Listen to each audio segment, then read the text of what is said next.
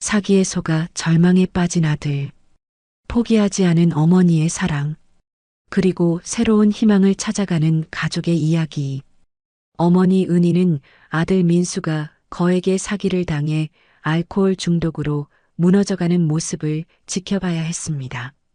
모든 것을 잃고 절망에 빠진 아들을 구하기 위해 나선 어머니, 그리고 이혼했지만 여전히 마음 한편에 남아있던 전 며느리의 따뜻한 손길.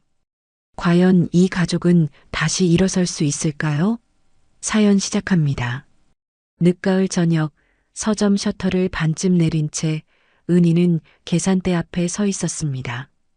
종이 냄새와 오래된 잉크 냄새가 뒤섞인 공기 속에서 은희는 오늘 팔린 책의 제목을 장부에 적었습니다. 낡은 마음을 닦는 법. 제목이 눈에 밟혀 잠시 웃다가 웃음은 쉽게 가라앉았습니다. 하루 종일 손님이 별로 없었습니다. 문고본 2권과 달력 하나가 전부였습니다. 요즘 들어 서점을 찾는 사람들이 부쩍 줄었습니다. 모든 것이 인터넷으로 주문하는 세상이 되어버렸습니다. 은희는 한숨을 쉬며 오늘의 매출을 계산해 보았습니다. 그때 휴대폰이 떨리며 울렸습니다. 이 시간에 전화가 오는 경우는 많지 않았습니다. 대부분 잘못 걸린 전화이거나 좋지 않은 소식이었습니다. 은희는 가슴이 두근거리는 것을 느끼며 전화를 받았습니다. 김 선생님, 저 장미경이에요. 윗집 장미경 아주머니의 목소리는 조심스러웠습니다. 평소보다 톤이 낮았습니다. 장미경은 민수가 사는 오피스텔 같은 층에 사는 분이었습니다. 늘 주변 사람들을 챙기는 따뜻한 마음을 가진 분이었습니다. 민수 씨 집이 며칠째 밤마다 불이 안 켜져요. 창문도 하루 종일 닫혀 있고요. 택배만 문 앞에 쌓이고 사람 인기척이 없어요. 은희의 손끝이 얼어붙었습니다. 심장이 급하게 뛰기 시작했습니다. 며칠째라는 말이 가슴에 박혔습니다. 민수는 평소 연락을 자주 하는 편은 아니었지만 그래도 며칠씩 잠적하는 아이는 아니었습니다. 그래요? 제가 바로 연락해 볼게요. 전화를 끊고 민수에게 전화를 걸었습니다. 연결음이 길게 이어졌습니다. 5번, 6번. 대답은 없었습니다. 은희는 계속 전화를 걸어보았습니다. 하지만 민수는 받지 않았습니다. 불안감이 점점 커져갔습니다. 은희는 서랍에서 작은 공책을 꺼냈습니다. 거기에는 민수가 초등학생 때 쓴 일기장이 끼워져 있었습니다. 은희가 가장 소중히 여기는 물건 중 하나였습니다. 서점 이사를 여러 번 다니면서도 절대 버리지 않고 챙겨온 것이었습니다.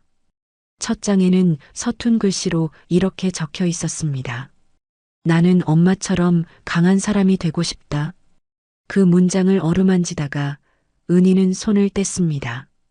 강한 건커녕 요즘 따라 자꾸 가슴이 먼저 내려앉았습니다.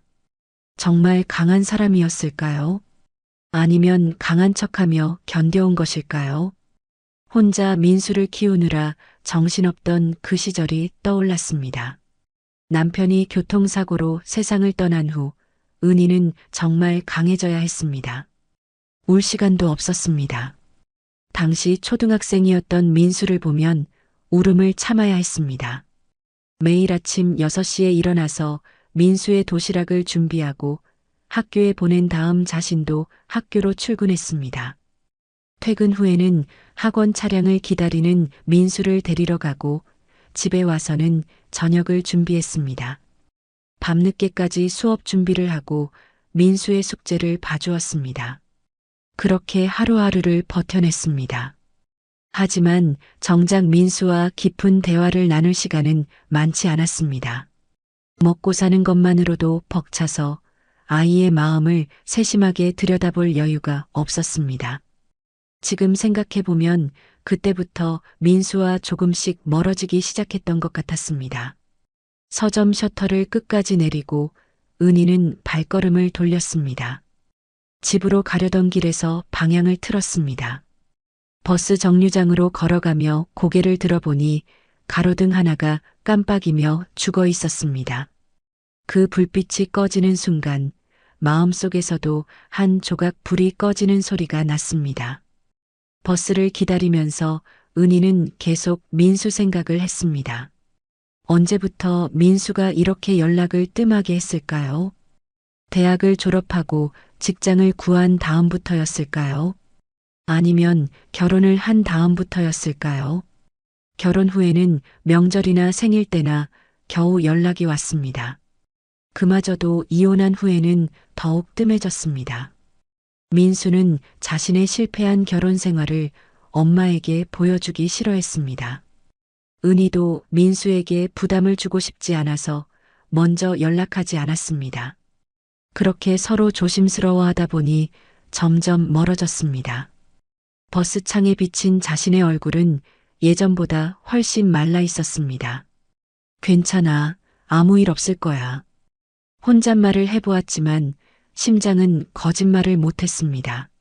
손가락이 떨려 가방 속 비상열쇠를 다시 확인했습니다. 그 작은 금속의 감촉이 오늘은 유난히 차가웠습니다. 민수가 대학에 합격했을 때 선물로 준 것이었습니다. 혹시 모르니까 엄마가 하나 가지고 있을게라고 했었는데 정말 이런 날이 올 줄은 몰랐습니다. 그때는 단순히 응급 상황을 대비한 것이었는데 지금은 정말 응급 상황이 된 것 같았습니다. 버스가 도착했습니다. 은희는 뒷자리에 앉아서 창밖을 바라보았습니다. 저녁 시간이라 거리에는 사람들이 많았습니다. 모두들 집으로 돌아가는 길이었습니다. 가족이 기다리는 집으로, 따뜻한 저녁 식사가 준비된 집으로. 은희는 문득 외로움을 느꼈습니다. 민수가 어릴 때는 집에 가면 엄마 왔어요 라고 달려나오던 아이가 있었습니다. 하지만 지금은 아무도 기다리지 않는 집으로 돌아가야 했습니다. 그나마 오늘은 민수의 집에 가니까 혼자가 아니었습니다. 하지만 그 생각마저 불안했습니다. 민수에게 무슨 일이 생긴 것은 아닐까요? 장미경의 말대로 며칠째 집에 불이 켜지지 않는다면 분명 뭔가 문제가 있는 것이었습니다. 은희는 가슴이 답답해지는 것을 느꼈습니다. 30년 넘게 살아오면서 이런 불안감을 느껴본 적이 몇 번 있었습니다. 남편이 교통사고를 당했을 때도 그날 아침 이상하게 불안했었습니다. 어머니가 돌아가시기 전날 밤에도 비슷한 기분이었습니다. 그때마다 불길한 예감은 맞아떨어졌습니다. 교사 시절에도 그런 직감이 있었습니다. 아이들이 힘들어할 때는 미묘한 신호들이 있었습니다. 말투의 변화, 표정의 변화, 행동의 변화. 그런 신호들을 놓치지 않는 것이 교사의 몫이었습니다. 그런데 정작 자신의 아들이 보내는 신호는 놓쳤던 것 같았습니다. 버스가 민수가 사는 동네에 도착했습니다. 은희는 서둘러 내렸습니다. 평소보다 걸음이 빨라졌습니다. 마음이 급했습니다. 하루라도 빨리 민수를 확인해야 할 것 같았습니다. 오피스텔 앞에 도착했을 때 은희는 잠시 멈춰 섰습니다. 건물을 올려다보니 여러 개의 창문 중에서 민수의 집만 유독 어두웠습니다. 다른 집들은 대부분 불이 켜져 있었는데 민수의 집만 깜깜했습니다. 장미경의 말이 맞았습니다. 은희는 깊은 숨을 들이쉬고 건물 안으로 들어갔습니다. 엘리베이터를 타고 올라가면서 계속 기도했습니다. 아무 일 없기를, 민수가 괜찮기를, 단순히 깊이 잠들어 있는 것이기를. 하지만 마음 한구석에서는 이미 좋지 않은 상황을 예상하고 있었습니다. 복도에는 묵은 김치와 곰팡이, 그리고 알코올 냄새가 뒤섞여 있었습니다. 은희는 코를 찌르는 냄새에 얼굴을 찌푸렸습니다. 평소 민수의 집 근처는 깔끔했는데 오늘은 뭔가 달랐습니다. 공기 자체가 탁하고 무거웠습니다. 현관 앞에서는 빈 생수통과 피자, 상자가 겹겹이 쌓여 있었습니다. 택배 상자도 여러 개 놓여 있었고 우유팩까지 문 앞에 방치되어 있었습니다. 상한 음식 냄새가 진동했습니다. 이 모든 것이 며칠째 그대로 있었다는 뜻이었습니다. 은희는 가슴이 철렁 내려앉는 것을 느꼈습니다. 민수는 평소 정리정돈을 잘하는 아이였습니다. 어릴 때부터 신발도 가지런히 놓고 책상도 깔끔하게 정리하는 아이였습니다. 이런 모습은 민수답지 않았습니다. 초인종을 누르자 안에서는 아무 소리도 나지 않았습니다. 딩동 소리가 집 안으로 울려 퍼졌지만 대답이 없었습니다. 은희는 다시 한번 눌러보았습니다. 여전히 조용했습니다. 불안감이 더욱 커져갔습니다. 은희는 숨을 고르고 비상 열쇠를 꺼내 조심스럽게 문을 열었습니다. 손이 떨려서 열쇠를 제대로 잡기가 어려웠습니다. 열쇠가 자물쇠에 들어가는 소리가 유난히 크게 들렸습니다. 딸칵 소리가 복도에 울려 퍼졌습니다. 문을 여는 순간 더욱 강한 냄새가 밀려왔습니다. 은희는 한 걸음 뒤로 물러났습니다. 술 냄새와 함께 눅진한 공기가 코를 찔렀습니다. 창문이 며칠째 닫혀 있었다는 것을 단번에 알 수 있었습니다. 눈앞에 먼저 들어온 것은 닫힌 커튼과 그 아래 그림자처럼 엎어져 있는 아들의 등이었습니다. 소파와 테이블 사이 민수가 한쪽 팔을 베고 옆으로 누워 있었습니다. 입술은 말라 갈라졌고 볼은 깎아낸 듯 꺼져 있었습니다. 바닥에는 비어있는 소주병, 반쯤 남은 위장약, 구겨진 영수증들이 널려 있었습니다. 컵라면 용기들도 굳어진 채로 놓여 있었습니다. 며칠 된 것 같았습니다. 이 모든 광경이 은희에게는 충격이었습니다. 민수야. 은희는 무릎을 꿇고 민수의 어깨를 흔들었습니다. 민수의 몸이 축 늘어져 있었습니다. 체온은 있었지만 반응이 없었습니다. 은희의 가슴이 쿵 내려앉았습니다. 민수야, 엄마다. 눈 떠봐. 민수의 가슴은 아주 얕게 오르내렸습니다. 숨은 쉬고 있었지만 의식이 없는 상태였습니다. 은희는 손이 떨리는 것을 억누르며 119를 눌렀습니다. 전화를 걸면서도 계속 민수를 흔들어 깨우려고 했습니다. 119입니다. 네, 응급 상황입니다. 아들이 의식을 잃었어요. 주소를 말하는 동안 음절 하나하나가 흔들렸습니다. 은희는 최대한 침착하려고 했지만 목소리가 떨렸습니다. 30년 동안 교사로 일하면서 위기 상황을 많이 겪어봤지만 자신의 아들이 이런 상태인 것은 처음이었습니다. 환자의 상태는 어떤가요? 의식이 없어요. 숨은 쉬고 있는데 깨우려고 해도 반응이 없어요. 구급차가 곧 도착할 예정입니다. 환자를 옆으로 눕히시고 기도를 확보해 주세요. 전화를 끊자 갑자기 귀에서 이명이 울렸습니다. 방 안의 냄새가 더 짙어지며 먼지가 눈앞에서 춤을 추었습니다. 은희는 민수의 자세를 조심스럽게 옆으로 돌렸습니다. 숨쉬기 편한 자세로 만들어 주었습니다. 안 돼. 라고 중얼거린 다음 순간 은희의 시야가 휘청이며 바닥이 가까워졌습니다. 긴장과 충격 그리고 며칠 동안 잠을 제대로 못 잔 피로가 한꺼번에 몰려왔습니다. 은희는 벽에 기대어 간신히 몸을 지탱했습니다. 잠시 후 구급대원들이 도착했습니다. 빨간 조끼를 입은 전문가들이 신속하게 민수의 상태를 확인했습니다. 맥박을 재고 혈압을 측정했습니다. 동공 반응도 확인했습니다. 은희는 그 모습을 지켜보면서 가슴이 조마조마했습니다. 탈수 증상이 심하고 알코올 냄새가 납니다. 바로 병원으로 이송해야겠습니다. 구급대원의 말에 은희는 고개를 끄덕였습니다. 민수가 들것에 실리는 모습을 보니 눈물이 났습니다. 이런 모습의 민수를 본 적이 없었습니다. 언제부터 이렇게 된 걸까요? 눈을 떠보니 낯선 천장의 불빛이 눈을 찔렀습니다. 응급실의 흰색과 소독약 냄새. 은희는 자신도 모르게 기절했었던 것 같았습니다. 옆 침대 커튼 사이로 민수의 팔에 꽂힌 링거줄이 보였습니다. 간호사가 은희의 상태를 확인하고 고개를 끄덕였습니다. 가족분이시죠?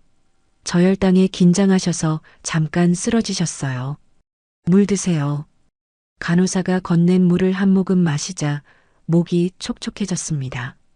물 한 모금이 목을 타고 내려가자 뒤늦은 눈물이 치밀어 올랐습니다. 은희는 입술을 깨물었습니다. 지금은 자신이 쓰러질 때가 아니었습니다. 은희는 자리에서 일어나 민수가 있는 침대로 갔습니다. 민수는 링거를 맞으며 조용히 누워 있었습니다. 얼굴색이 조금 나아진 것 같았습니다. 하지만 여전히 의식은 없었습니다. 은희는 민수의 손을 잡았습니다. 차가웠습니다. 괜찮을 거예요. 옆에 있던 간호사가 은희를 위로했습니다.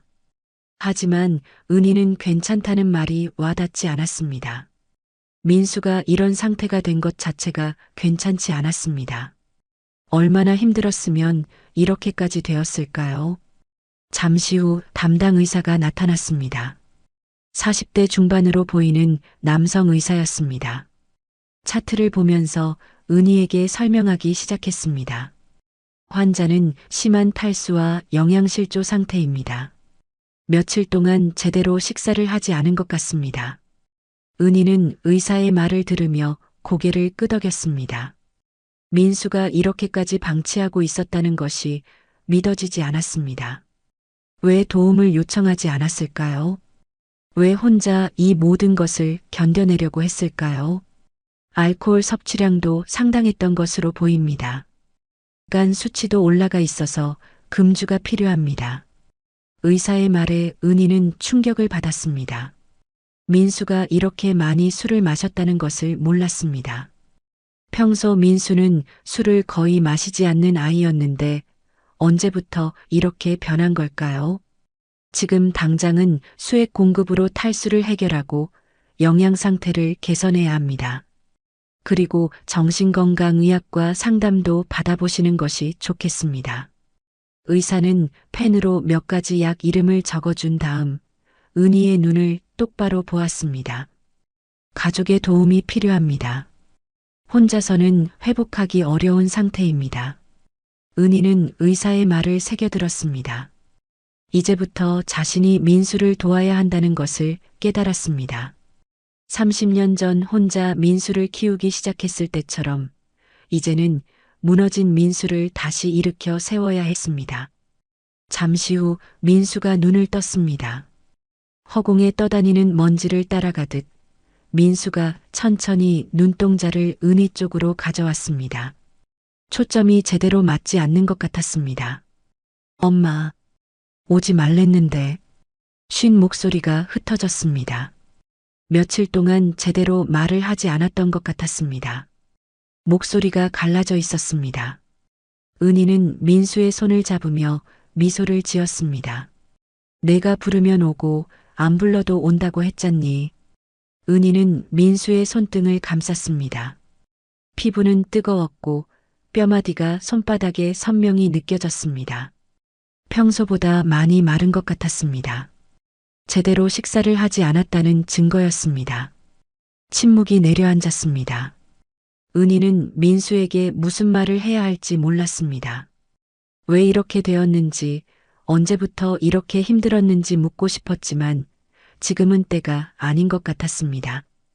우선은 민수가 회복하는 것이 중요했습니다. 하지만 은희는 알고 있었습니다. 이것이 끝이 아니라는 것을, 민수가 이렇게 된 이유가 분명히 있을 것이라는 것을, 그리고 그 문제를 해결하지 않으면 민수는 다시 무너질 것이라는 것을. 민수와의 대화가 끝나고 침묵이 내려앉았습니다. 은희는 민수 옆에 앉아 있으면서 마음속에서 오랫동안 덮어두었던 시간들이 한꺼번에 펼쳐지는 것을 느꼈습니다. 민수가 신혼이던 시절, 주말마다 반찬을 싸가지고 갔던 기억이 떠올랐습니다. 서영이 문을 열어주며 어머니 오셨어요 하고 웃던 얼굴도 생각났습니다. 그때는 정말 행복해 보였습니다. 민수의 얼굴에는 늘 미소가 있었고 서영도 활기차게 살림을 꾸려나갔습니다. 은희는 아들이 좋은 사람을 만나 행복하게 살고 있다고 믿었습니다. 하지만 언제부터였을까요? 그 행복에 금이 가기 시작한 것은 구조조정 통보를 받던 날 민수가 전화로 엄마 나 잘릴 것 같아. 근데 괜찮아. 다른 일 하면 되지라고 말하던 씩씩한 목소리가 기억났습니다. 그때부터 민수의 목소리에 조금씩 그림자가 드리우기 시작했었습니다. 새 직장을 구하는 것은 생각보다 어려웠습니다. 몇 개월 동안 면접을 다녔지만 번번이 떨어졌습니다. 그 사이 생활비가 부족해졌고 카드 빚이 늘어났습니다. 부부 사이에는 점점 긴장감이 흘렀습니다. 빚이 눈덩이처럼 불던 해 거실 한쪽에 쌓인 독촉장들을 본 적이 있었습니다. 내일부터 끊을게라던 술 약속이 하루도 지켜지지 않던 시간들. 은희는 그때를 떠올리며 가슴이 아팠습니다. 민수가 얼마나 힘들었을지 상상이 되었습니다. 어느 오후 반찬을 들고 들른 은희가 방 안에서 들었던 작은 통화도 기억났습니다. 응, 고마워. 너 아니었으면 못 버텼을 거야. 서영의 낮고 떨리는 목소리였습니다. 그날 밤 은희는 아무 말도 하지 못한 채 집으로 돌아와 한참을 울었습니다. 누구 하나만 잘못한 건 아니었습니다. 민수는 현실을 피하려고 술을 택했고 서영은 외로운 마음을 다른 사람에게 기댔습니다.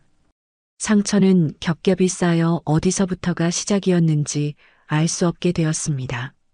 이혼날 법원 앞 계단은 비에 젖어 미끄러웠습니다. 민수는 서영을 붙잡고 너도 결국 떠나는 거냐라고 물었고 서영은 울면서도 고개를 저었습니다. 사랑했지만 더는 같이 무너지고 싶지 않았어. 민수 씨는 술을 택했고 나는 살아야 했어. 은희는 그 모습을 멀찍이 서서 보고 있었습니다. 그날의 차가운 공기가 지금도 폐 안쪽 어딘가에 남아있는 듯 했습니다.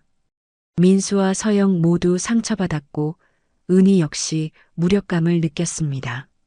엄마로서 아들의 결혼을 지켜주지 못했다는 죄책감이 있었습니다.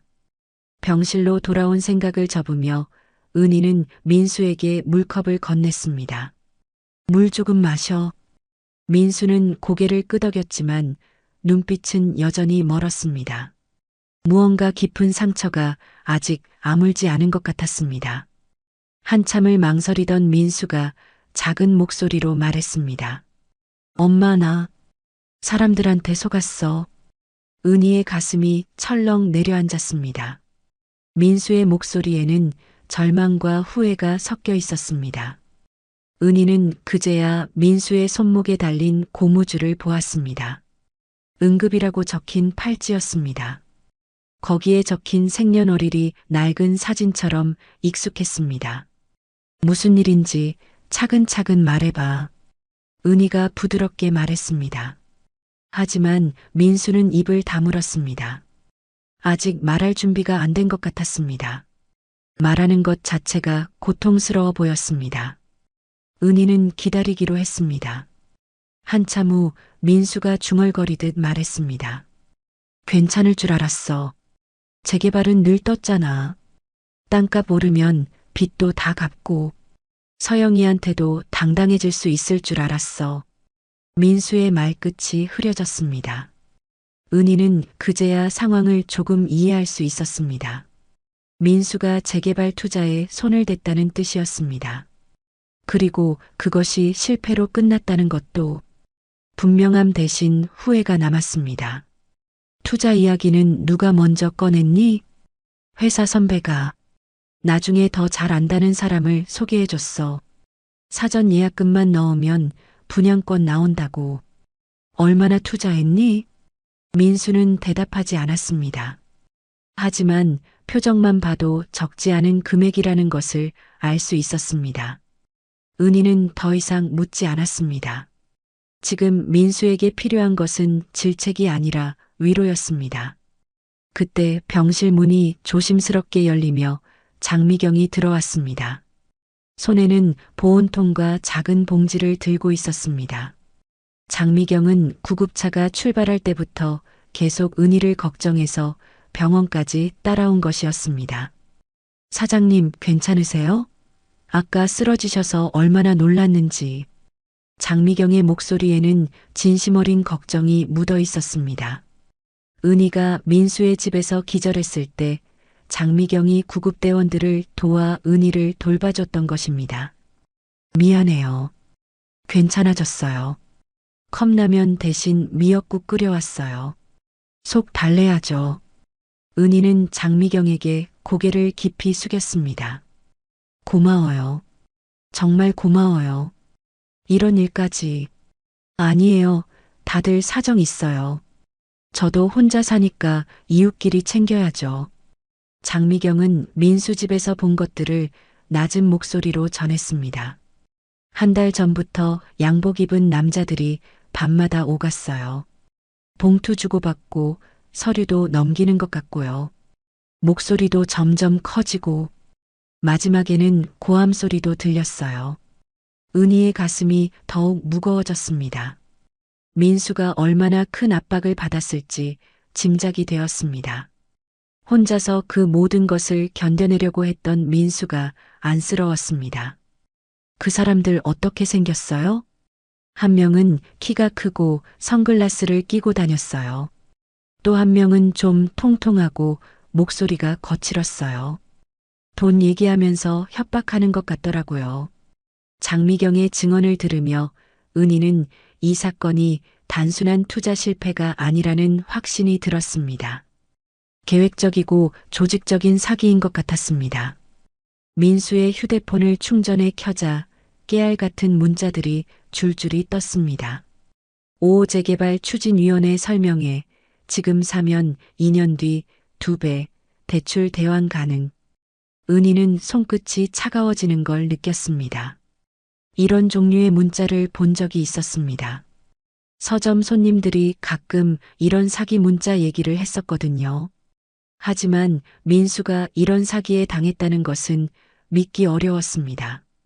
장미경이 돌아간 후 은희는 민수가 잠든 사이 집으로 돌아가 본격적인 조사를 시작했습니다.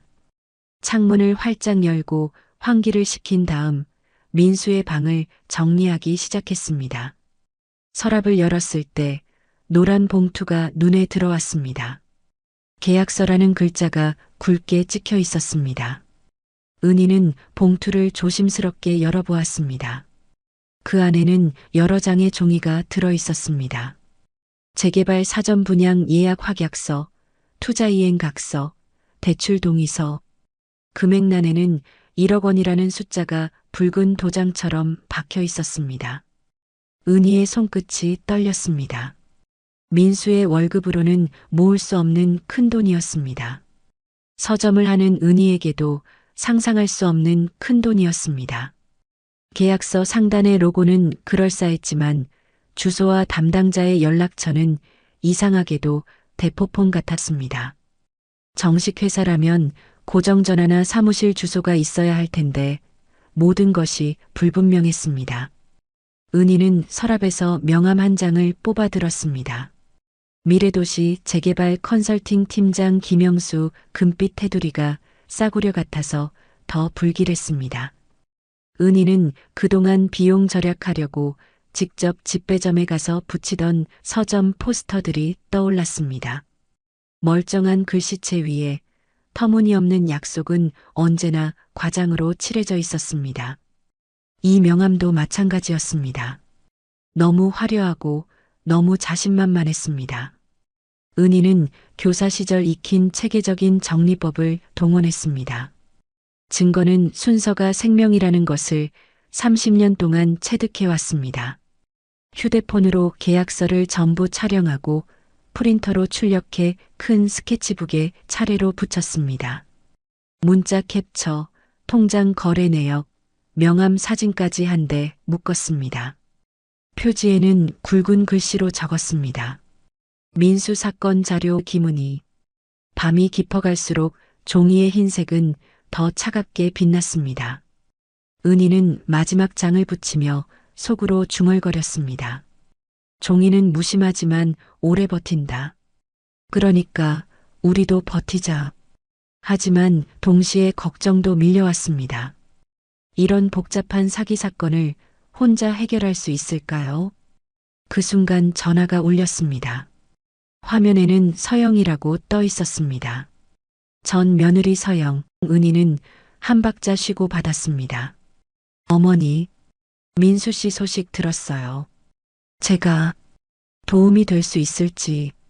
서영의 목소리에 미련은 없었지만 사람의 도리가 남아 있었습니다. 은희는 안도했습니다. 혼자가 아니라는 생각이 들었습니다. 아직 민수를 걱정하는 사람이 있다는 것이 다행이었습니다. 이튿날 오전 은희의 서점. 서점 문이 열리고 서영이 조심스레 들어왔습니다. 검은 코트에 작은 손가방을 든 서영은 잠시 문 앞에 서서 눈치를 보다가 천천히 다가왔습니다. 은희는 서영의 얼굴에서 복잡한 감정을 읽을 수 있었습니다. 어머님. 서영은 당황스러운 듯 눈을 깜빡였습니다. 예상치 못한 상황에 어떻게 반응해야 할지 모르는 것 같았습니다. 은희가 먼저 웃으며 손짓했습니다. 왔니? 들어와. 괜찮아. 서영의 손에는 반찬통과 작은 약봉지가 들려 있었습니다. 민수를 위해 준비해 온 것 같았습니다. 은희는 서영의 마음씨에 감동했습니다. 이혼했음에도 불구하고 이렇게 챙겨주다니. 미워할 수도 있는 상황인데 오히려 도움을 주러 온 것이었습니다. 민수 씨가 태어나면 밥이라도 챙겨주려고요. 미련은 없어요. 그냥 사람으로서 할 수 있는 만큼만 하려고요. 서영의 목소리는 담담했습니다.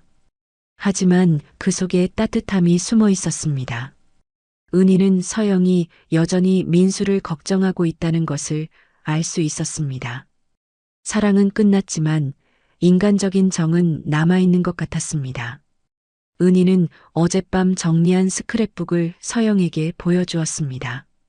계약서, 문자, 명함, 의심스러운 로고들이 차례로 정리되어 있었습니다. 한 장 한 장 넘겨보는 서영의 표정이 점점 심각해졌습니다. 서영은 숨을 들이켰습니다. 재개발 사기. 요즘 뉴스에서 많이 봤어요. 민수 씨한테 하지 말자고 몇 번 말했는데도 결국.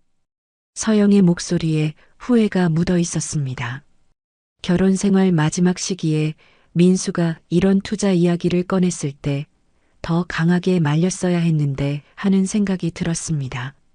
그때는 이미 서로 소통이 어려운 상태였지만 그래도 더 노력했어야 했을 것 같았습니다. 그때 제가 더 관심을 가졌어야 했는데. 서영의 말에 은희는 고개를 저었습니다. 내 잘못이 아니야. 민수가 혼자 결정한 일이고 속인 사람들이 나쁜 거지. 은희는 조용히 말했습니다. 우리가 막아야 해. 그리고 민수를 다시 사람 속으로 데리고 나와야지. 서영의 눈에 결의가 섰습니다. 이혼은 했지만 민수가 완전히 무너지는 것을 보고 있을 수는 없었습니다. 함께 살았던 시간들이 모두 의미 없어지는 것은 아니니까요. 그리고 무엇보다 민수는 나쁜 사람이 아니었습니다. 그때 서점 문이 열리고 정대호가 들어왔습니다. 회색 코트, 깔끔하게 정돈된 이마. 평소 여유로운 모습과 달리 오늘은 진지한 표정이었습니다. 친구의 급한 부탁을 받고 바로 달려온 것이었습니다. 오랜만이야, 김은희. 전화 받고 바로 왔어. 정대호의 목소리에는 걱정이 묻어 있었습니다. 은희와는 중학교 동창으로 서로의 성격을 잘 알고 있었습니다. 은희가 이렇게 다급하게 연락하는 경우는 정말 심각한 상황이라는 것을 알고 있었습니다. 정대호는 은희가 준비한 스크랩북을 빠르게 훑었습니다. 변호사의 눈으로 서류들을 살펴보더니 표정이 점점 심각해졌습니다. 한 장 한 장 넘기면서 고개를 끄덕이거나 혀를 차는 모습이 보였습니다. 이건 잘못 건드리면 더 파진다. 형태만 봐도 조직적인 사기야. 사전 분양 확약이라는 말 자체가 법적으로 성립하기 어렵고 추진위원회도 허위일 가능성이 높아. 정대호는 계속 설명했습니다. 이 명함 봐. 주소가 애매하고 전화번호도 휴대폰뿐이야. 정식 회사라면 사업자 등록번호나 고정 전화가 있어야 하는데 정대호는 더 자세한 분석을 해주었습니다. 계약서 내용도 이상해. 구체적인 개발 일정이나 허가 관련 내용이 전혀 없어. 그냥 막연하게 재개발 예정 이런 식으로만 적혀 있지. 은희와 서영은 정대호의 설명을 들으며 분노가 치밀어 올랐습니다. 이렇게 허술한 계약서로 민수를 속였다니 정말 악질적이었습니다. 도시계획과의 사실조회 먼저 해야 해. 경찰 고소 준비하고 무엇보다 민수 치료가 우선이다. 알코올 의존과 우울증이 함께 오면 법적 대응도 어려워져. 정대호의 조언은 체계적이었습니다. 절차를 정확히 밟아야 해. 첫째, 추가 피해 방지를 위한 금융거래 정지. 둘째, 구청의 해당 지역 개발 계획 사실 확인. 셋째, 경찰서 고소장 접수. 넷째, 민사소송 준비. 은희는 메모를 하면서 하나하나 기억해 두었습니다. 해야 할 일들이 산더미 같았지만 전문가의 조언이 있으니 조금 마음이 놓였습니다. 혼자 감당하기에는 너무 복잡한 문제였거든요. 맞아요. 서영이 끄덕였습니다. 술부터 끊게 해야 해요. 그래야 정신이 돌아와서 이 문제도 해결할 수 있어요. 민수 씨가 술 마시면 판단력이 흐려져서 또 속을 수도 있거든요. 서영의 말에 은희와 정대호가 고개를 끄덕였습니다. 민수의 알코올 의존 문제를 먼저 해결해야 법적 대응도 가능했습니다. 은희는 그제야 서영의 손을 살짝 잡았습니다. 고마워. 와줘서. 혼자였으면 어떻게 했을지. 서영은 고개를 숙여 눈물을 훔쳤습니다. 미련은 없다고 하면서 걱정은 사라지지 않더라고요. 민수 씨가 이렇게 힘들어하는 걸 보니까 그냥 지나칠 수가 없었어요. 정대호가 둘을 번갈아 보며 말했습니다. 좋은 팀이 구성됐네. 이런 일은 혼자 하면 안 돼. 역할을 나누자. 김은희는 증거 자료 정리하고 금융거래 정지, 이서영은 민수 식사와 병원 동행, 나는 법적 절차. 은희는 서랍에서 두꺼운 노트를 꺼내 첫 페이지에 크게 썼습니다. 살려내기 계획. 그리고 그 아래 굵은 선으로 칸을 나눠 각자의 이름을 적었습니다. 각자의 역할도 명확하게 적어두었습니다. 교사 시절 30년 동안 익힌 체계적인 문제 해결 방식이 도움이 되었습니다. 큰 문제를 작은 단위로 나누고 각자의 역할을 명확히 하고 순서를 정해서 하나씩 해결해 나가는 것. 이것이 은희가 아이들을 가르치며 터득한 방법이었습니다. 계획이라는 말이 이다지도 사람을 붙잡아 줄 수 있구나. 은희는 문득 안도했습니다. 지금까지는 막막했지만 이제는 뭔가 해볼 수 있을 것 같았습니다. 혼자가 아니라는 사실이 가장 큰 위로였습니다. 정대호가 휴대폰을 들여다보며 말했습니다. 구청 도시계획과의 사실조회 요청부터 해야겠어. 이 지역에 정말 재개발 계획이 있는지 확인하는 거야. 정대호는 즉시 구청에 전화를 걸어 문의했습니다. 공무원과의 통화는 몇 분 정도 걸렸습니다. 행정 절차상 시간이 좀 걸릴 것 같다고 했지만 급한 사안이라고 설명하니 오늘 중에 회신을 주겠다고 약속했습니다. 몇 분 후 정대호의 휴대폰으로 회신이 왔습니다. 화면을 확인한 정대호의 표정이 굳어졌습니다. 역시 그랬군. 금년 해당 구역 개발 계획 없음. 유사 추진위 관련 민원 다수라고 나와 있어. 은희와 서영은 그 말을 듣고 분노했습니다. 아무런 계획도 없는 허위 정보로 민수를 속인 것이었습니다.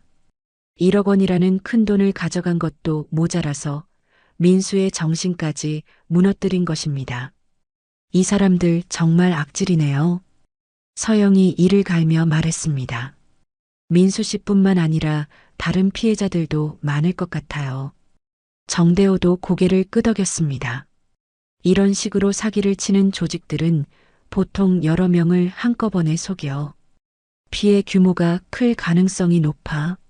하지만 계획은 언제나 변수를 전제로 했습니다. 그 변수가 바로 그 순간 찾아왔습니다. 민수의 휴대폰에 새로운 메시지가 떴습니다. 화면에 불길한 문자가 떠올랐습니다. 내일 2시 카페 써니에서 뵙겠습니다. 추가 계약금 논의 건 늦으시면 곤란합니다. 브로커. 은희는 그 문자를 보는 순간 온몸에 소름이 돋았습니다. 아직도 민수를 괴롭히고 있다는 뜻이었습니다. 이 사람들은 민수가 병원에 입원한 것도 모르고 계속 돈을 요구하고 있었습니다. 정말 뻔뻔한 사람들이었습니다. 이거 봐. 아직도 돈 달라고 해. 정대호가 문자를 보더니 눈을 번뜩였습니다. 이거야말로 기회다. 현장에서 잡을 수 있어. 녹음기 준비하고 경찰도 대기시키자. 현행범으로 체포할 수 있는 절호의 기회야. 정대호는 흥분한 목소리로 설명했습니다. 지금까지는 피해자의 신고만 있었지 현장에서 사기 행위를 목격한 적은 없거든. 내일이 결정적인 기회야. 서영도 긴장한 표정으로 문자를 바라보았습니다. 민수 씨 상태로는 못 가잖아요. 아직 회복도 안 됐는데 그 사람들 만나면 더 스트레스 받을 것 같아요. 그러니까 우리가 가는 거지. 민수 대신. 은희의 말에 정대호와 서영이 놀란 표정을 지었습니다. 은희는 평소와 다른 단호한 표정이었습니다. 30년 동안 교실에서 말썽꾸러기들을 다뤄온 경험이 이런 때 도움이 될 줄 몰랐습니다. 위험할 수도 있어. 정대호가 걱정스럽게 말했습니다. 하지만 은희는 이미 마음을 정했습니다. 민수를 이렇게 만든 사람들이야. 그냥 둘 수는 없어. 더 많은 피해자가 생기기 전에 막아야 해. 서영도 고개를 끄덕였습니다. 저도 같이 갈게요. 민수 씨 때문에 이렇게 된 거니까 저도 책임이 있어요. 그리고 이런 사람들을 그냥 놔둘 수는 없어요. 셋은 내일의 계획을 구체적으로 세우기 시작했습니다. 정대호는 경찰서에 연락해서 협조를 요청하기로 했습니다. 은희는 녹음기를 준비하고 서영은 민수의 상황을 브로커에게 자연스럽게 전달하는 역할을 맡기로 했습니다. 중요한 건 자연스럽게 행동하는 거야. 의심받으면 안 되니까. 정대호가 주의사항을 설명했습니다. 그리고 절대 위험한 상황까지 가면 안 돼. 증거만 확보하면 되는 거야. 계획을 세우면서 은희는 떨렸습니다. 이런 일을 해본 적이 없었거든요. 하지만 동시에 희망도 생겼습니다. 이 문제를 해결할 수 있을 것 같았습니다. 민수도 다시 일어날 수 있을 것 같았습니다. 내일이 중요해. 실수하면 안 돼. 정대호의 말에 은희와 서영이 고개를 끄덕였습니다. 모든 것이 내일에 달려 있었습니다. 사기꾼들을 현장에서 잡을 수 있는 유일한 기회였습니다. 그날 저녁 은희는 서점에서 스탠드를 켜놓고 스크랩북 마지막 장에 새 페이지를 붙였습니다. 카페 작전 현장이라고 적고 그 아래 아주 작은 글씨로 두려워도 간다라고 썼습니다. 내일은 결정적인 하루가 될 것이었습니다. 은희는 민수의 일기장을 다시 펼쳐보았습니다. 엄마는 강해요. 엄마는 절대 포기하지 않아요. 그 글씨를 보면서 은희는 다짐했습니다. 정말로 강한 엄마가 되어야겠다고. 민수를 위해서 그리고 자신을 위해서. 이튿날 오전 정신건강의학과 외래. 민수는 초점이 풀린 눈으로 의사를 바라보았습니다. 링거를 맞고 몸은 조금 나아졌지만 정신적으로는 여전히 불안정해 보였습니다. 손이 미세하게 떨리고 있었고 자주 시선을 피했습니다. 술 안 마시면 잠이 안 와요. 민수의 목소리는 떨렸습니다. 의사는 단정하게 메모하며 차분히 설명했습니다. 금단 증상이 올 수 있어요. 해독 주사와 수면, 항우울 복합 처방을 같이 갑니다. 중요한 건 루틴이에요. 규칙적인 식사, 햇빛, 가벼운 운동. 가능하면 가족이 함께 일정을 지켜주세요. 의사는 처방전을 작성하면서 더 자세히 설명했습니다. 알코올 의존은 단순히 의지의 문제가 아닙니다. 뇌의 화학적 변화 때문에 생기는 질병이에요. 치료하면 충분히 회복 가능합니다. 다만 시간이 걸리고 주변의 도움이 필요해요. 은희는 의사의 말을 한마디도 놓치지 않으려고 메모했습니다. 민수의 회복을 위해서는 체계적인 관리가 필요했습니다. 약물 치료와 함께 상담 치료도 병행하는 것이 좋습니다. 주 2회 정도, 최소 3개월은 꾸준히 받으시는 것을 권합니다. 의사는 은희에게도 당부했습니다. 보호자분도 스트레스 관리가 중요해요. 환자를 돌보는 것도 쉽지 않은 일이거든요. 필요하면 가족 상담도 받아보세요. 진료를 마치고 나온 후 은희와 민수는 병원 로비에서 잠시 앉아 있었습니다. 민수는 여전히 불안해 보였습니다. 처방받은 약을 보면서 한숨을 쉬었습니다. 엄마, 나 정말 나을 수 있을까요? 당연히 나아. 의사 선생님도 그렇게 말씀하셨잖아. 우리 차근차근 해보자. 은희는 민수의 손을 잡았습니다. 예전보다 훨씬 말랐지만 따뜻했습니다. 아직 희망이 있다는 증거였습니다.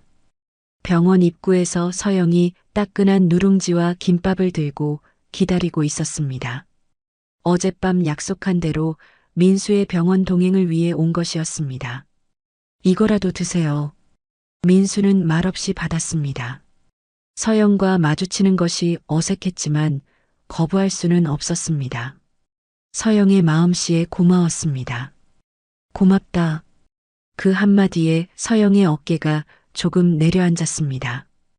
은희는 두 사람 사이에 살얼음처럼 얇은 그러나 분명한 다리가 놓이는 걸 보았습니다. 아직 무게를 견디긴 이르지만 지나갈 수는 있을 것 같았습니다. 서영은 민수의 상태를 보며 걱정스러운 표정을 지었습니다. 예전에 함께 살던 시절보다 훨씬 마른 것 같았습니다. 뺨도 많이 들어갔고 눈빛도 예전만큼 맑지 않았습니다. 하지만 병원 치료를 받기 시작했으니 조금씩 나아질 것이라고 믿었습니다. 민수 씨, 집에서 혼자 있지 말고 낮에는 밖에 나와서 햇빛 쬐세요. 그래야 잠도 잘 오고 우울한 기분도 좀 나아져요. 서영의 조언에 민수는 고개를 끄덕였습니다. 예전 같으면 잔소리라고 느꼈을 텐데 지금은 그저 고마웠습니다. 자신을 아직도 걱정해주는 사람이 있다는 것이 위로가 되었습니다. 그리고 술 생각날 때마다 이걸 드세요. 서영이 작은 병을 꺼내 보였습니다. 비타민 음료였습니다. 단맛이 있어서 술 생각을 조금 덜어줄 거예요. 제가 인터넷에서 찾아봤어요. 민수는 서영이 자신을 위해 이런 것까지 알아봤다는 사실에 감동했습니다. 이혼 후에도 이렇게 챙겨주다니 정말 고마운 사람이었습니다. 서영아, 정말 고마워. 내가 이렇게 해줄 필요 없는데. 괜찮아요. 사람으로서 당연한 거예요. 서영의 목소리는 담담했지만 그 속에 따뜻함이 있었습니다. 세 사람은 병원 근처 공원으로 이동했습니다. 오늘 오후에 있을 브로커와의 만남을 준비하기 위해서였습니다. 공원 벤치에 앉아서 작전을 다시 한번 점검했습니다. 같은 날 오후 1시 30분 카페 써니 근처 정대호가 먼저 도착해서 상황을 파악하고 있었습니다. 카페 내부를 살펴보고 경찰과의 연락도 확인했습니다. 사복 경찰 2명이 근처에서 대기하고 있었습니다. 녹음기 테스트해봐. 은희는 코트 주머니 속 소형 녹음기를 확인했습니다. 정대호가 준비해준 것으로 작지만 성능이 좋았습니다. 버튼을 눌러보니 정상적으로 작동했습니다. 너무 긴장하지 마. 자연스럽게 행동하는 게 중요해. 정대호가 은희와 서영에게 주의사항을 다시 한번 당부했습니다. 위험해지면 즉시 신호 보내고 절대 무리하지 마. 오후 2시 카페 써니. 브로커는 번들거리는 구두와 네이비 재킷, 선글라스를 착용하고 있었습니다. 평소보다 옷차림이 화려했습니다. 큰 계약을 성사시킬 생각에 들떠 있는 것 같았습니다. 손에는 고급스러운 가죽 서류 가방을 들고 있었습니다. 민수를 보자 브로커는 환한 미소를 지었습니다. 마치 오랜 친구를 만난 것처럼 반가워했습니다. 우리 박 과장님 용기 내셨네. 이번 라인은 다릅니다. 확정 났어요. 내부 정보라서 아직 공개 안 됐지만 곧 발표될 예정이에요. 브로커의 목소리는 자신감에 차 있었습니다. 마치 정말 확실한 정보를 가지고 있는 것처럼 연기했습니다. 은희와 서영은 한 테이블 건너 앉아 평범한 손님인 척 귀를 기울였습니다. 은희의 코트 주머니 속 녹음기가 작게 깜빡였습니다. 모든 대화가 녹음되고 있었습니다. 카페 안은 평소보다 손님이 많았습니다. 점심시간이 지난 오후라 대부분 여유로운 분위기였습니다. 은희는 긴장했지만 최대한 자연스럽게 행동하려고 노력했습니다. 커피를 마시면서 잡지를 읽는 척했습니다. 확정이라니요? 정말인가요? 민수가 조심스럽게 물었습니다. 목소리에는 여전히 의구심이 섞여 있었습니다. 어제 은희와 서영에게서 들은 이야기 때문에 의심이 생긴 것 같았습니다. 도시계획선 변경됐고요. 조합 설립이 가시권에 들어왔습니다. 사전 분양권 들어갈 명단이 여기 있어요. 브로커는 가방에서 서류를 꺼내 보여주었습니다. 멀리서 봐도 그럴듯한 문서들이었습니다. 근데 조건이 있죠. 지금 잔금 1,500만 원만 더 넣으면 최종 계약서에 이름 올려드려요. 이번이 마지막 기회예요. 브로커는 서류를 민수에게 가까이 보여주면서 설명했습니다. 아, 요건 내부 문서라 사진 촬영은 안 됩니다. 보시기만 하세요. 혹시 모르니까요. 은희가 그 순간 테이블을 톡 치며 자리에서 일어섰습니다. 계획보다 빨리 행동에 나선 것이었습니다. 더 이상 지켜볼 수 없었습니다. 브로커의 거짓말을 들으니 화가 치밀어 올랐습니다. 사진은 없고 말만 있네. 그 말 녹음은 되고. 브로커의 표정이 험악해졌습니다. 예상치 못한 상황에 당황하는 것 같았습니다. 주변을 둘러보며 상황을 파악하려고 했습니다. 누님, 장사 망치게 오해 마시죠? 이거 정당한 사업입니다. 방해하시면 안 되는데요. 브로커는 여전히 강압적인 태도를 보였습니다. 하지만 목소리에 약간의 떨림이 섞여 있었습니다. 서영이 한 걸음 앞으로 나섰습니다. 떨리는 목소리지만 단호했습니다. 오해가 아니라 고소해요. 구청에서 확인했어요. 이 지역 개발 계획 없다고요. 유사 추진이 민원도 많다고 하더라고요. 서영이 휴대폰 화면을 보여주었습니다. 구청에서 받은 회신 메시지였습니다. 브로커의 얼굴이 순간 일그러졌습니다. 자신들의 거짓말이 들통난 것을 깨달은 것 같았습니다.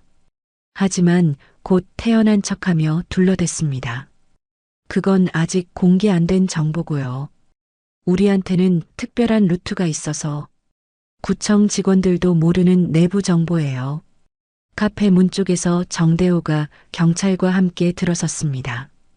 미리 대기하고 있던 것이었습니다. 하지만 정대호는 은희에게 고개를 젓는 신호를 보냈습니다. 현행범 체포는 아직 어려워. 계약금 수수 현장이어야 해.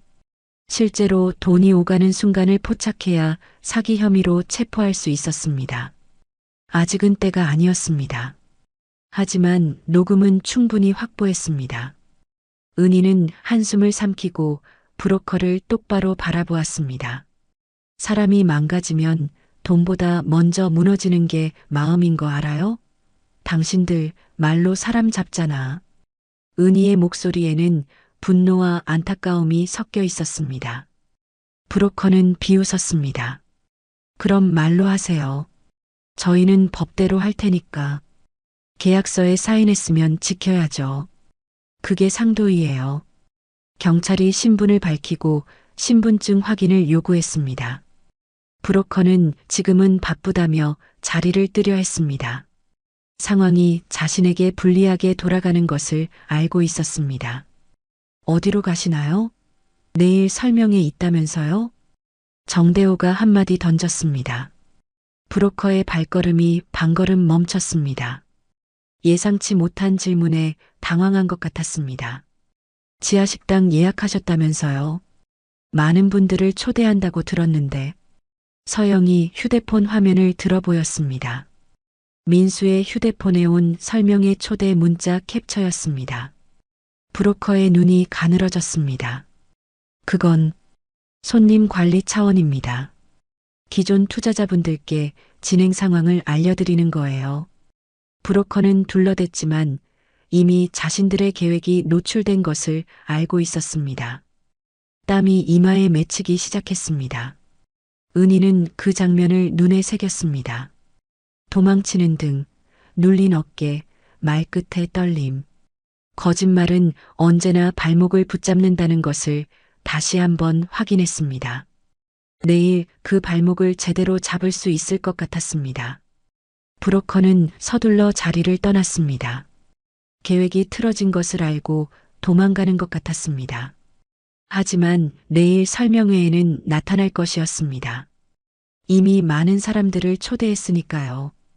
카페를 나온 후 네 사람은 근처 공원에서 잠시 작전을 정리했습니다. 민수는 오늘 일을 겪으면서 자신이 얼마나 어리석었는지 깨달았습니다. 엄마, 미안해요. 제가 너무 바보였어요. 이런 뻔한 사기에 속다니. 바보가 아니야. 속은 거지. 속이는 사람이 나쁜 거야. 내가 힘들어서 판단력이 흐려진 거고. 은희는 민수의 어깨를 토닥였습니다. 민수의 눈에 조금씩 생기가 돌아오는 것 같았습니다. 정대호가 내일 계획을 설명했습니다. 설명회에서 현금을 받는 순간을 포착해야 해. 그때가 현행범으로 체포할 수 있는 유일한 기회야. 오늘 녹음한 것만으로는 부족해. 서영도 결의에 찬 표정으로 말했습니다. 민수 씨 같은 피해자가 더 생기기 전에 막아야 해요. 이런 사람들을 방치하면 안 돼요. 그 밤 은희는 서점에서 스탠드를 켜놓고 스크랩북 마지막 장에 새 페이지를 붙였습니다. 설명회 현장이라고 적고 그 아래 아주 작은 글씨로 두려워도 간다고 썼습니다. 내일은 정말 결정적인 날이 될 것이었습니다. 사기꾼들을 현장에서 잡을 수 있는 마지막 기회였습니다. 은희는 민수의 일기장을 다시 펼쳐보았습니다. 엄마는 강해요. 엄마는 절대 포기하지 않아요. 그 글씨를 보면서 은희는 다시 한번 다짐했습니다. 내일은 정말로 강한 엄마가 되어야 한다고. 민수를 괴롭힌 사람들을 반드시 응징해야 한다고. 하지만 마음 한편으로는 불안함도 있었습니다. 과연 계획대로 될까요?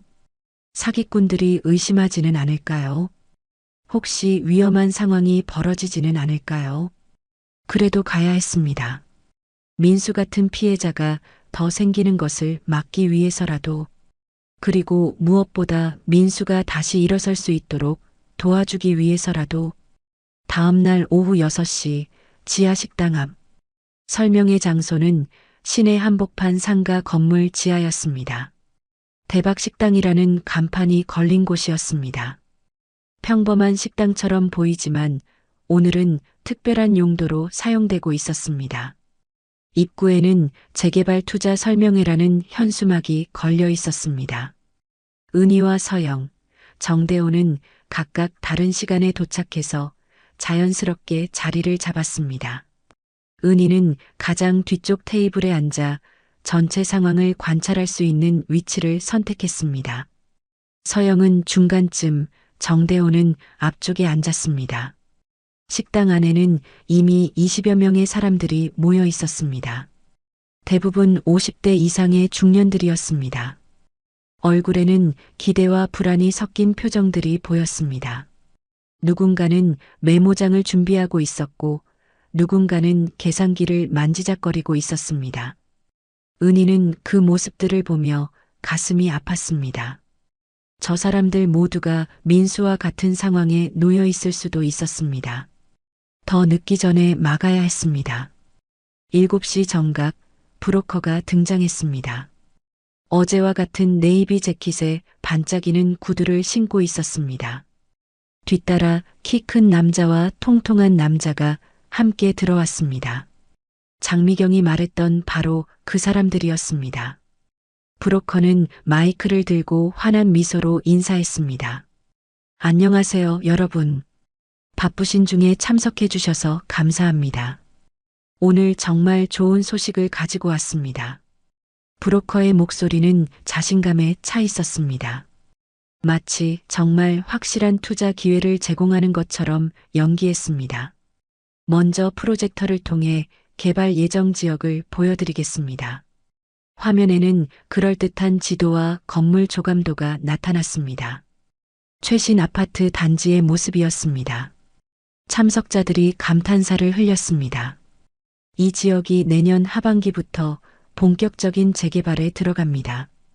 현재 토지 가격의 3배에서 5배까지 상승이 예상됩니다.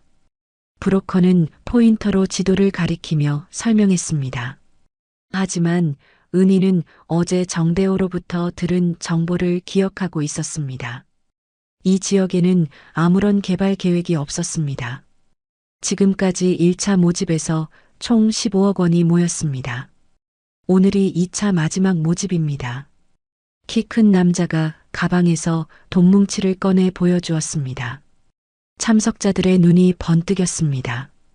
진짜 돈처럼 보이게 하기 위한 연출이었습니다. 최소 투자 금액은 1천만 원입니다. 현금으로만 받습니다. 그래야 빠른 처리가 가능하거든요. 통통한 남자가 덧붙였습니다. 은희는 그 순간을 기다리고 있었습니다. 현금을 받는 순간이 바로 현행범 체포의 결정적 증거가 될 것이었습니다. 참석자 중 한 할아버지가 손을 들었습니다. 정말 확실한 겁니까? 저 같은 사람도 투자해도 되는 건가요? 물론입니다. 오히려 일반 분들이 더 유리해요. 기관 투자자들보다 먼저 들어가는 거니까요. 브로커는 친근하게 대답했습니다. 하지만 은희의 눈에는 그 미소가 가식적으로 보였습니다. 한 중년 여성이 질문했습니다. 혹시 관련 서류나 허가증 같은 걸 볼 수 있나요? 죄송하지만 보안상 공개할 수 없습니다.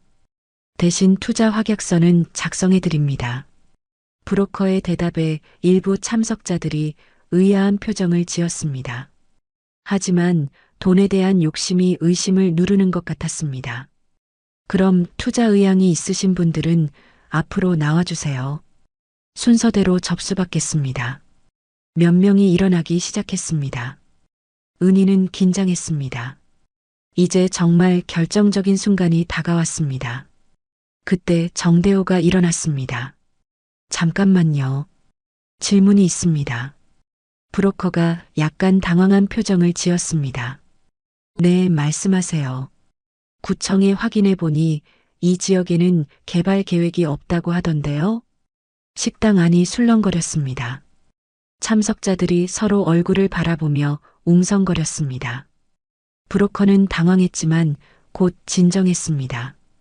그건 아직 공개되지 않은 정보입니다. 우리는 특별한 루트를 통해 미리 알게 된 거예요. 그럼 그 루트라는 게 뭔가요? 구체적으로 설명해 주세요. 정대호가 계속 추궁했습니다. 브로커의 얼굴에 당황스러운 표정이 스쳤습니다. 그건 영업 기밀이라서. 서영이 일어나서 휴대폰을 들어 보였습니다. 여기 구청에서 받은 공문이 있어요. 해당 지역 개발 계획 없음, 유사 투자 사기주의라고 나와 있네요. 참석자들이 더욱 시끄러워졌습니다. 몇 명은 자리에서 일어나려 했습니다. 잠깐만요. 오해가 있는 것 같은데요. 브로커가 마이크로 말했지만 이미 분위기는 험악해진 상태였습니다. 은희가 일어났습니다. 여러분, 속지 마세요. 이 사람들은 사기꾼입니다. 은희의 목소리가 식당 안에 울려 퍼졌습니다. 30년 동안 교실에서 단련된 목소리였습니다. 제 아들이 이들에게 1억 원을 잃었어요. 똑같은 수법으로요. 참석자들이 은희를 바라보았습니다. 진실한 어머니의 절규가 사람들의 마음을 움직였습니다. 브로커와 동료들이 급히 짐을 챙기기 시작했습니다. 상황이 자신들에게 불리하게 돌아가는 것을 알았기 때문입니다. 경찰이다. 입구에서 정복 경찰들이 들어왔습니다. 정대호가 미리 연락해둔 것이었습니다. 아무도 움직이지 마세요. 신분증 확인하겠습니다. 브로커가 뒷문으로 도망가려 했지만 경찰이 막아섰습니다. 이미 포위망이 완성된 상태였습니다. 현행범으로 체포합니다. 사기 혐의로요. 경찰이 수갑을 채우며 말했습니다. 브로커는 끝까지 발버둥쳤습니다. 이건 정당한 사업이라고요. 오해입니다. 하지만 이미 증거는 충분했습니다.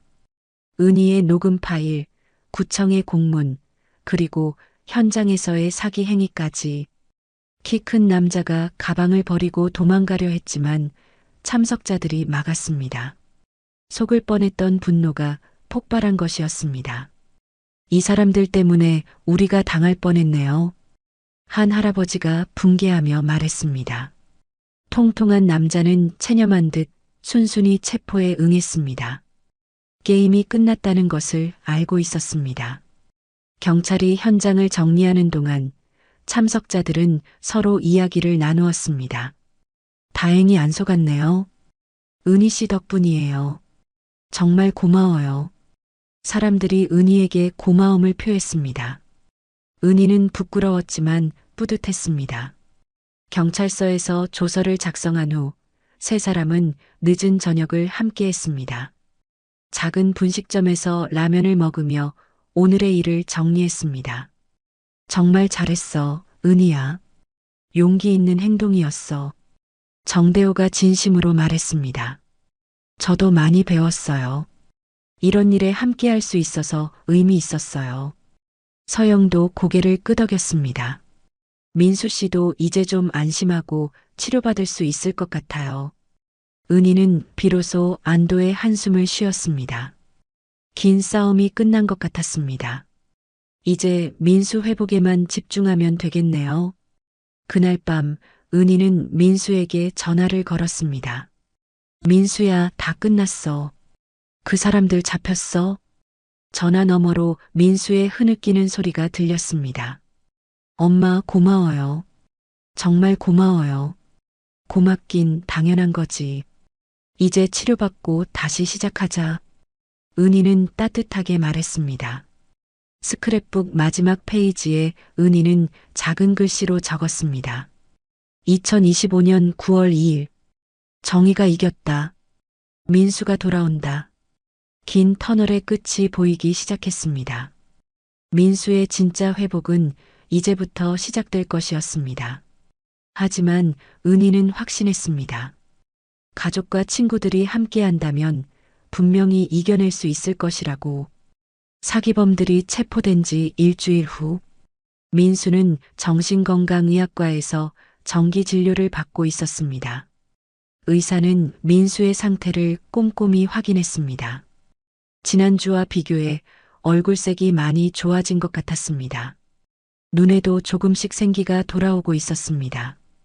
금주 일주일째시죠? 어떠세요? 힘들긴 한데 그래도 견딜만해요. 밤에 잠 못 자는 게 제일 어려워요. 민수의 목소리에는 예전보다 안정감이 있었습니다. 사기범들이 잡혔다는 소식을 들은 후 마음의 짐이 많이 덜어진 것 같았습니다. 수면제를 조금 더 처방해 드릴게요. 그리고 상담 치료도 꾸준히 받으세요.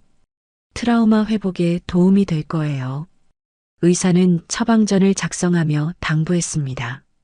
무엇보다 규칙적인 생활이 중요해요. 매일 같은 시간에 일어나고 산책도 하고 사람들과 대화도 나누세요. 진료를 마치고 나온 민수를 서영이 기다리고 있었습니다. 손에는 도시락과 따뜻한 차를 들고 있었습니다. 일주일 전부터 민수의 병원 동행을 꾸준히 해주고 있었습니다. 진료 어땠어요? 많이 좋아졌다고 하네. 약도 조금 줄였어. 다행이에요. 이거 드세요. 서영이 내민 도시락에는 민수가 좋아하는 음식들이 정성스럽게 담겨 있었습니다. 김치찌개, 계란말이, 멸치볶음. 결혼했을 때 자주 해주던 메뉴들이었습니다. 민수는 도시락을 받으며 복잡한 마음이 들었습니다. 고마우면서도 미안했습니다. 자신 때문에 서영이 이렇게 고생하고 있다는 생각이 들었습니다. 서영아, 정말 고마워. 그런데 너무 부담 갖지 마. 난 괜찮아. 괜찮다고 하지 마세요. 아직 회복 중이잖아요. 그리고 이건 제가 하고 싶어서 하는 거예요. 서영의 목소리는 단호했습니다. 민수를 돕는 것이 자신에게도 의미 있는 일이라고 생각하고 있었습니다. 병원 근처 공원에서 두 사람은 벤치에 앉아 도시락을 나눠 먹었습니다. 가을바람이 시원하게 불어왔습니다. 민수는 오랜만에 맛있는 밥을 먹는 기분이었습니다. 민수 씨, 앞으로 뭐 하고 싶어요? 서영이 조심스럽게 물었습니다. 민수는 잠시 생각에 잠겼습니다. 모르겠어. 일단 완전히 회복부터 하고 싶어. 그 다음에 생각해 볼게. 서두르지 마세요. 충분히 쉬고 치료받은 다음에 결정하면 돼요. 서영의 격려에 민수는 고개를 끄덕였습니다. 같은 시간 은희의 서점. 은희는 정대호와 함께 민사소송 준비를 하고 있었습니다. 형사처벌과는 별도로 피해 금액을 돌려받기 위한 절차였습니다. 책상 위에는 각종 서류들이 정리되어 있었습니다. 브로커들이 가지고 있던 현금이 3억 정도 되더라. 피해자들이 20명 정도니까 어느 정도는 돌려받을 수 있을 것 같아. 정대호의 설명에 은희는 안도했습니다. 전액은 아니더라도 일부라도 돌려받을 수 있다면 다행이었습니다. 민수가 투자한 1억 원 중에 얼마나 돌아올까요? 정확하지는 않지만 절반 정도는 기대해도 될 것 같아. 다만 시간이 좀 걸릴 거야. 그래도 다행이에요. 민수가 완전히 절망하지 않을 수 있을 것 같아요. 은희는 스크랩북을 정리하며 말했습니다. 지난 몇 주간의 기록들이 두꺼운 책이 되어 있었습니다. 정대호가 커피를 마시며 은희를 바라보았습니다. 정말 대단했어, 은희야. 혼자서 이 모든 걸 해냈잖아. 혼자가 아니었죠. 대호 오빠, 서영이, 장미경 아주머니까지 모두 도와줬으니까. 은희는 겸손하게 대답했습니다. 하지만 마음속으로는 뿌듯함을 느끼고 있었습니다. 그래도 시작은 내가 했어. 포기하지 않고 끝까지 해낸 거야. 민수를 위해서니까요. 엄마로서 당연한 거죠. 은희의 목소리에는 따뜻함이 묻어 있었습니다. 저녁 시간 민수의 집. 서영이 민수를 위해 저녁을 준비하고 있었습니다. 냉장고를 정리하고 반찬도 만들어 두었습니다. 민수가 혼자서도 제대로 된 식사를 할 수 있도록 하기 위해서였습니다. 내일 아침엔 이거 데워 드세요. 점심엔 이 도시락 드시고요. 서영이 하나하나 설명해 주었습니다. 민수는 그런 서영을 바라보며 고마움과 미안함이 동시에 들었습니다. 서영아, 왜 이렇게까지 해줘? 우리 이미 남남인데. 민수의 질문에 서영은 잠시 말을 멈췄습니다. 자신도 정확한 이유를 설명하기 어려웠습니다. 남남이 아니에요. 남처럼 지낼 순 없어요. 좋은 추억들이 너무 많으니까. 서영의 목소리가 조금 떨렸습니다. 사랑은 끝났지만 미움도 없어요. 그냥 민수 씨가 다시 행복해졌으면 좋겠어요. 민수는 서영의 말을 듣고 눈물이 날 것 같았습니다. 자신을 이렇게 생각해주는 사람이 있다는 것이 고마웠습니다. 고마워. 정말 고마워. 언젠가 꼭 보답할게. 보답은 민수 씨가 건강해지는 거예요. 그것만으로도 충분해요. 그날 밤 민수는 오랜만에 깊이 잠들었습니다. 악몽도 없었고 중간에 깨지도 않았습니다. 약의 효과도 있었지만 마음의 안정이 더 큰 역할을 했습니다. 일주일 후 은희의 서점. 민수가 처음으로 서점에 찾아왔습니다. 얼굴에는 예전보다 생기가 돌았고 걸음걸이도 안정적이었습니다. 손에는 작은 화분을 들고 있었습니다. 엄마, 이거 드려요. 민수가 화분을 내밀었습니다. 작은 다육식물이었습니다. 고마워. 예쁘네. 은희는 화분을 받아들며 웃었습니다. 상담 선생님이 추천해 주셨어요. 식물 기르는 게 마음 안정에 도움된다고. 민수는 서점 안을 둘러보았습니다. 오랜만에 보는 엄마의 작업 공간이었습니다. 책들이 정갈하게 정리되어 있고 따뜻한 조명이 켜져 있었습니다. 엄마, 제가 서점 일 도와드릴까요? 시간도 많고 뭔가 해야 할 것 같아요. 민수의 제안에 은희는 깜짝 놀랐습니다. 민수가 먼저 일하고 싶다고 말한 것은 정말 오랜만이었습니다. 정말? 괜찮겠어? 네, 하고 싶어요. 집에만 있으니까 자꾸 안 좋은 생각만 하게 돼요. 그럼 천천히 해보자. 무리하지 말고. 은희는 기쁜 마음으로 대답했습니다. 민수가 다시 사회로 나올 준비를 하고 있는 것 같았습니다. 그날부터 민수는 서점에서 간단한 일들을 도와주기 시작했습니다. 책 정리, 청소, 손님 응대 등. 처음에는 서툴렀지만 점점 자신감을 되찾아갔습니다. 서영도 가끔 서점에 들러 민수의 회복 과정을 지켜봤습니다. 민수가 다시 생기를 찾아가는 모습을 보며 뿌듯함을 느꼈습니다. 많이 좋아지셨네요. 서영이 은희에게 말했습니다. 서영이 덕분이야. 정말 고마워. 아니에요. 민수 씨가 스스로 노력한 거예요. 저는 그냥 곁에 있었을 뿐이에요. 2달 후 첫 재판 날. 법정에는 은희, 민수, 서영, 정대호가 나란히 앉아 있었습니다. 피고석에는 브로커와 동료들이 수갑을 찬 채 앉아 있었습니다. 판사가 판결을 읽어 내려갔습니다. 피고인들은 조직적으로 허위 투자를 권유하여 다수의 피해자들에게 재산상 피해를 입혔으므로 사기죄로 징역 3년을 선고합니다. 법정 안에서 박수가 터져 나왔습니다. 피해자들과 가족들의 안도의 박수였습니다. 민수는 그 순간 모든 것이 정말 끝났다는 것을 실감했습니다. 그동안 가슴을 짓누르고 있던 무거운 돌덩이가 사라진 기분이었습니다. 법정을 나온 후 네 사람은 함께 식사를 했습니다. 오랜만에 민수의 얼굴에 진짜 웃음이 보였습니다. 이제 정말 새로 시작할 수 있을 것 같아요. 민수가 진심으로 말했습니다. 그래, 천천히 하자. 우리가 다 함께 도와줄 테니까. 은희가 따뜻하게 대답했습니다. 그날 밤 은희는 스크랩북 마지막 페이지에 작은 글씨로 적었습니다. 민수의 새로운 시작, 가족의 승리, 포기하지 않은 사랑의 힘. 긴 싸움이 끝났습니다. 하지만 더 중요한 것은 이제부터였습니다. 민수가 완전히 회복하고 다시 행복한 삶을 살아가는 것. 그것이 진짜 승리였습니다. 은희는 확신했습니다. 사랑과 인내, 그리고 포기하지 않는 마음이 있다면 어떤 어려움도 이겨낼 수 있다는 것을, 민수의 미래가 밝을 것이라는 것을.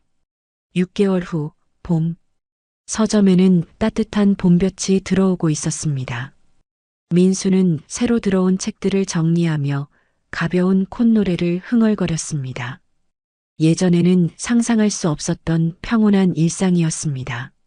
손놀림도 능숙해졌고 표정도 한결 밝아져 있었습니다. 6개월 동안 꾸준히 치료를 받은 결과 민수의 상태는 많이 호전되었습니다.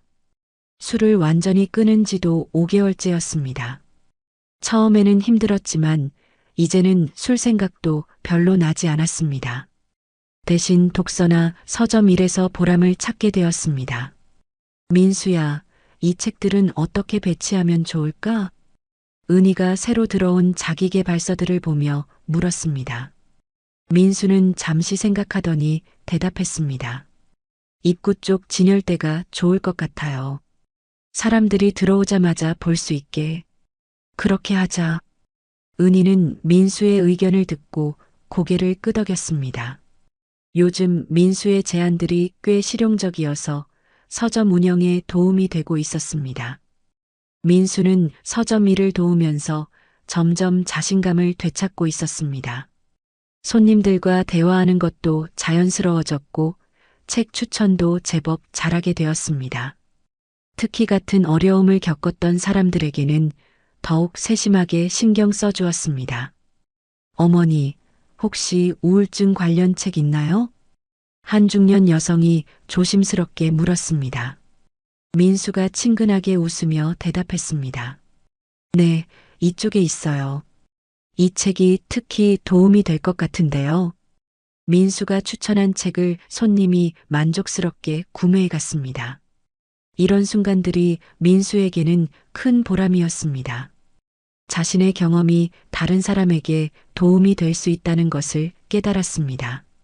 점심시간 서영이 도시락을 들고 서점에 들렀습니다. 6개월 동안 꾸준히 이어온 일상이었습니다. 이제는 세 사람 모두에게 자연스러운 일상이 되어 있었습니다. 민수와 서영 사이의 관계는 이제 편안한 친구 같은 느낌이었습니다. 예전의 부부 사이는 아니지만 서로를 아끼고 걱정하는 특별한 관계였습니다. 은희는 이런 두 사람을 보며 마음이 따뜻해졌습니다. 완전히 예전으로 돌아갈 수는 없지만 새로운 형태의 가족이 만들어진 것 같았습니다. 서영아, 너도 힘들 텐데 계속 이렇게 해도 되겠니? 은희가 걱정스럽게 물었습니다.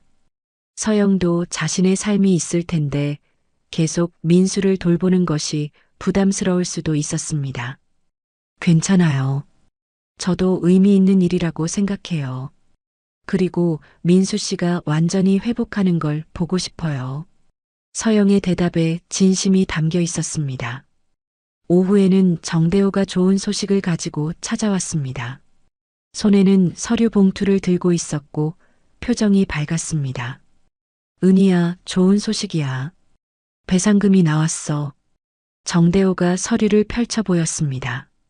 법원에서 결정한 배상 금액이 적혀 있었습니다. 민수가 투자한 1억 원 중에 5,200만 원을 돌려받을 수 있게 됐어. 민수는 그 말을 듣고 눈이 커졌습니다.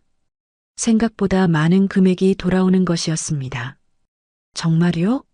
이렇게 많이? 브로커들이 가지고 있던 현금과 부동산을 처분해서 피해자들에게 나눠주는 거야. 전액은 아니지만 그래도 많이 회수된 거지. 정대호의 설명에 은희도 안도의 한숨을 쉬었습니다. 돈도 중요했지만 정의가 실현된 것 같아 더욱 의미 있었습니다. 이 돈으로 뭐 하고 싶어? 은희가 민수에게 물었습니다. 민수는 잠시 생각하더니 대답했습니다. 일단 치료비부터 정산하고 나머지는 새로 시작할 때 쓰고 싶어요. 민수의 대답이 성숙해 보였습니다. 6개월 전과는 완전히 다른 모습이었습니다. 저녁 무렵 네 사람은 함께 작은 식당에서 저녁을 먹었습니다. 배상금 소식을 축하하는 자리였습니다. 민수는 처음으로 자신이 술을 마시지 않는 자리에서도 즐거울 수 있다는 것을 깨달았습니다. 정말 많이 달라졌네, 민수야. 정대호가 진심으로 말했습니다. 맞아요.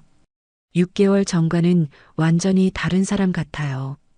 서영도 동의했습니다. 모두 도와주신 덕분이에요. 혼자였으면 절대 이렇게 될 수 없었을 거예요. 민수의 목소리에는 진심 어린 감사가 담겨 있었습니다. 은희는 민수를 바라보며 가슴이 뭉클해졌습니다. 절망의 나락에서 이렇게까지 회복한 아들이 자랑스러웠습니다. 이제 정말 새로운 시작이구나. 은희가 조용히 말했습니다. 다음 주 민수는 새로운 도전을 시작했습니다. 직업 재활 프로그램에 참여하기로 한 것이었습니다. 상담사의 추천으로 시작하게 된 프로그램이었습니다. 처음에는 단순한 일부터 시작해 보세요. 자신감을 찾는 게 중요해요. 프로그램 담당자가 설명했습니다. 민수는 긴장했지만 의욕도 있었습니다. 열심히 하겠습니다. 민수의 대답에 진정성이 느껴졌습니다. 프로그램 첫날, 민수는 다른 참가자들과 함께 간단한 조립 작업을 했습니다. 처음에는 서툴렀지만 점점 익숙해졌습니다. 무엇보다 다른 사람들과 함께 일한다는 것이 좋았습니다. 잘하시네요. 손재주가 있으신 것 같아요. 동료 한 명이 민수에게 말했습니다. 작은 칭찬이었지만 민수에게는 큰 힘이 되었습니다. 한 달 후, 민수는 프로그램에서 우수한 성과를 보였습니다. 성실한 태도와 꼼꼼한 작업으로 인정받았습니다. 담당자는 민수에게 정식 취업을 제안했습니다. 작은 회사지만 안정적인 곳이에요. 관심 있으시면 면접 볼 수 있어요. 민수는 망설였습니다. 아직 자신이 없었습니다. 하지만 은희와 서영의 격려로 용기를 냈습니다. 한번 해보겠습니다. 면접 당일 민수는 깔끔하게 차려입고 회사에 갔습니다. 6개월 전과는 완전히 다른 모습이었습니다. 자신감 있는 표정과 안정된 목소리로 면접에 임했습니다. 과거에 어려운 시기가 있었지만 이제는 완전히 회복했습니다. 성실하게 일하겠습니다. 민수의 솔직한 대답에 면접관들이 호감을 보였습니다. 일주일 후 합격 소식이 왔습니다. 민수는 그 소식을 들고 서점으로 달려갔습니다. 엄마, 됐어요. 취업됐어요. 민수의 기쁜 목소리에 은희의 눈에 눈물이 고였습니다. 정말 잘 됐다. 은희는 민수를 꼭 안아주었습니다. 이보다 더 기쁜 일은 없을 것 같았습니다. 서영에게도 바로 연락했습니다. 서영아, 민수가 취업됐어. 정말요? 축하해요. 서영도 진심으로 기뻐했습니다. 그날 저녁 네 사람은 다시 모여 축하 자리를 가졌습니다. 민수의 완전한 사회 복귀를 축하하는 의미 있는 시간이었습니다. 이제 정말 독립할 수 있을 것 같아요. 민수가 말했습니다. 급하게 생각하지 마. 천천히 해. 은희가 따뜻하게 대답했습니다. 맞아요. 우리는 계속 가족이니까 언제든 도움이 필요하면 말하세요. 서영도 덧붙였습니다. 그날 밤 은희는 스크랩북을 다시 펼쳐보았습니다. 처음 민수 사건 자료라고 적었던 페이지부터 민수의 새로운 시작이라고 적힌 마지막 페이지까지 모든 것이 한 편의 드라마 같았습니다.